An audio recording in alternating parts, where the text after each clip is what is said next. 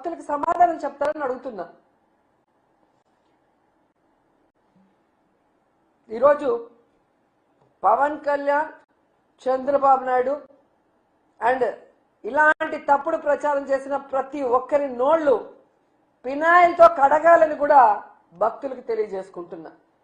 ఎందుకంటే మన భగవంతుడిని గౌరవించాల్సిన బాధ్యత, కాపాడుకోవాల్సిన బాధ్యత భక్తులైన మన మీద ఉంది.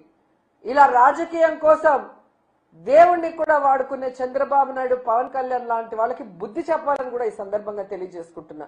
లేకపోతే వీళ్ళు ఎంతకైనా తెగిస్తారన్న విషయం మనం తెలుసుకోవాలి. అసలు ఈ ఇష్యూ అంతా ఎందుకు జరిగిందో మీ అందరికీ గుర్తొచ్చి ఉంటుంది. విజయవాడలో వరదలు వచ్చి ఆల్మోస్ట్ విజయవాడ మునిగిపోయి ప్రజలు తిండి లేక, చిన్నపిల్లలు పాలు లేక, ముసలి వాళ్ళు ఆ నీళ్ళల్లో మునిగిపోయి ఊపిరాడక అందరూ ఏడుస్తూ గగ్గోలు పెడుతుంటే దాన్ని డైవర్ట్ చేయడం కోసం చంద్రబాబు నాయుడు, పవన్ కళ్యాణ్ ఆడిన నాటకం ఈ లడ్డూలో కల్తీ జరిగింది, జంతు కొవ్వు పంది కొవ్వు కలిసిందన్న అబద్ధం అన్న విషయం మళ్ళీ ఒకసారి ఆంధ్రప్రదేశ్ ప్రజలు తెలుసుకోవాలి. ఎందుకంటే టూరిస్టుల లాగా అప్పుడప్పుడు ఆంధ్రప్రదేశ్కి వచ్చి హైదరాబాద్కు పారిపోయే వీళ్ళు ఆ రోజు విజయవాడ మునిగిపోతుంటే దాన్ని ఎలా కాపాడాలో అఫీషియల్స్ కి డైరెక్షన్ ఇవ్వడానికి ఒక్కడు లేడు. సీఎం నుంచి కింద మినిస్టర్ వరకు అఫీషియల్స్ మొత్తం హైదరాబాద్ లో ఉండారు. ప్రభుత్వంలో ఉండే ప్రజల పన్నుల డబ్బుని వీళ్ళు జల్సాలు చేసుకుంటూ స్పెషల్ ఫ్లైట్ లో హైదరాబాద్ లో భార్య పిల్లలతో ఎంజాయ్ చేస్తూ విజయవాడలో ఉన్న ప్రజల్ని ఆ నీళ్ళలో కొట్టుకుపోండి, చచ్చిపోండి అని చెప్పి వదిలేశారు. వీళ్ళ చేతగానితనానికి, ప్రజల మీద వీళ్ళకి చిత్తశుద్ధి లేకపోవటం వల్ల, వీళ్ళు సరైన సమయంలో స్పందించకపోవటం వల్ల విజయవాడ మునిగిపోయి ప్రజలు అల్లల్లాడిపోతే వాళ్ళని కాపాడాల్సిన బాధ్యత పక్కన పెట్టి ఈ డైవర్ట్ పాలిటిక్స్ తీసుకొచ్చి సాక్షాత్తు కలియుగ దైవమైన వెంకటేశ్వర స్వామి మీదే బురద చల్లే ప్రయత్నం చంద్రబాబు నాయుడు చేశాడు అంటే ఈయనని ఏమనాలో ఒకసారి ఆలోచించండి. మళ్ళీ ఈ జిల్లాలో పుట్టాడు, చిత్తూరు జిల్లాలో పుట్టి రాయలసీమలో పుట్టి ఈ ప్రాంతం వల్ల 4 సార్లు ముఖ్యమంత్రి అయిన చంద్రబాబు నాయుడు ఈరోజు అధికార మదంతో, అధికార అహంకారంతో ఈయన మాట్లాడుతూ ప్యాకేజీలు ఇచ్చి పవన్ కళ్యాణ్తో కూడా మాట్లాడిచ్చారు అంటే ఇలాంటి వాళ్ళు ఇంకా అవసరమా అని అడుగుతున్నాను మోడీ గారిని. మోడీ గారు, హిందూ ధర్మాన్ని పరిరక్షించే మీరు ఇలాంటి దేవుణ్ణి కూడా కించపరిచే వ్యక్తుల్ని మీ కూటమిలో పెట్టుకుంటే మీ మీదే ప్రజలకు అనుమానం వచ్చే అవకాశం ఉంటుంది. ముందు కూటమిలో నుంచి వీళ్ళని మెడబట్టి బయటకు గంటండి, తర్వాత వీళ్ళ మీద కేసులు పెట్టి కోర్టులో వీళ్ళని దోషులుగా నిలబెట్టండి, వీళ్ళు చేసిన తప్పుకి పనిష్మెంట్ ఇవ్వండి అని కూడా మనస్ఫూర్తిగా కోరుకుంటున్నా. ఎందుకంటే తండ్రి లాంటి సాక్షాత్తు మామగారైన ఎన్టీఆర్ గారినే తన పదవి కోసం శ్రీలోలుడిగా చిత్రీకరించి ఆయన చావుకు కారణమైన చంద్రబాబు నాయుడికి రాజకీయం కోసం దేవుణ్ణైనా మోసం చేయగలడనేది మరోసారి ప్రూవ్ చేసుకున్నాడు. ఇంత దరిద్రమైన పొలిటీషియన్ ఈ దేశంలో ఎవరూ లేదు అని కేసీఆర్ గారు ఎప్పుడు చెప్తారే అదే నిజమని మరోసారి ప్రూవ్ చేసుకున్నారు.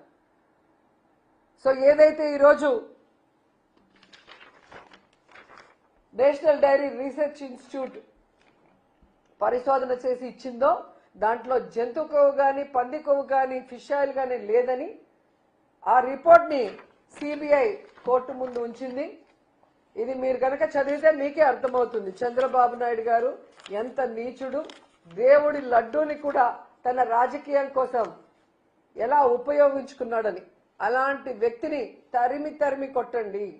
అలాంటి వాళ్ళు రాజకీయంలో ఉంటే మన ధర్మాలు భ్రష్టు పట్టిపోతాయి, మన రాష్ట్రం భ్రష్టు పట్టిపోతుంది, మన ప్రజలకి సుఖశాంతులు లేకుండా పోతాయి. మనం చూసారు కదా, ఒక వెల్ఫేర్ లేదు, ఒక డెవలప్మెంట్ లేదు, ఎంతసేపు అబద్ధాలు.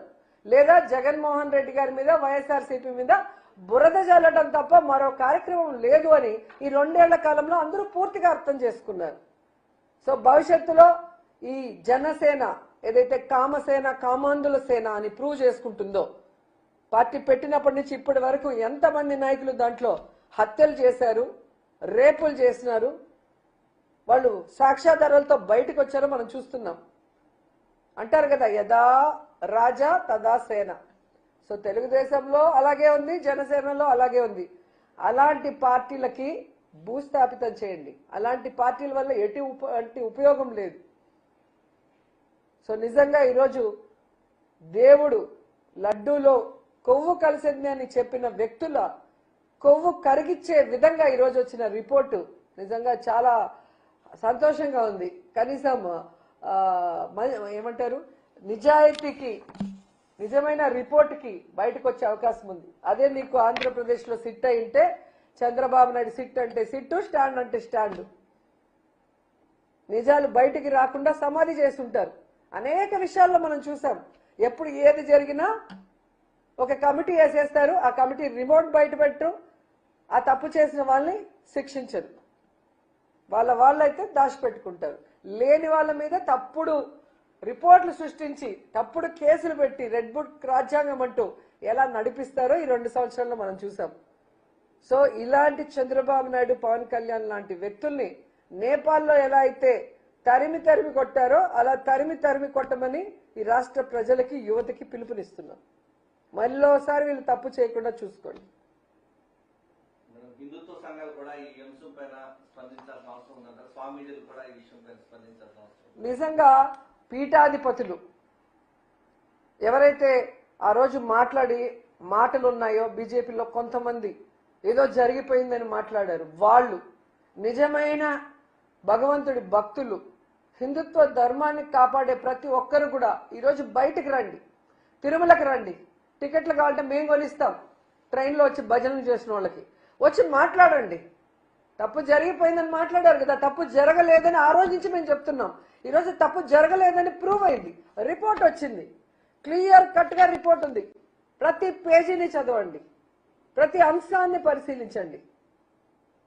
తప్పు చేసింది చంద్రబాబు నాయుడు, పవన్ కళ్యాణే తప్ప జగన్మోహన్ రెడ్డి కాదు. జగనన్న ఉన్నంత వరకు ఈ రాష్ట్రంలో కాదు, బయట రాష్ట్రాల్లో కూడా టీటీడీ ద్వారా ఎన్ని టెంపుల్స్ కట్టించాం. ఈ రాష్ట్రంలో టెంపుల్స్ అన్ని ఎలా రెనోవేట్ చేశాం, పాతవి. చంద్రబాబు నాయుడు డెమాలిష్ చేసిన పురాతన టెంపుల్స్ కూడా ఎలా కట్టించాం. హిందుత్వానికి ఎంత గౌరవం ఇచ్చారు జగన్మోహన్ రెడ్డి గారు.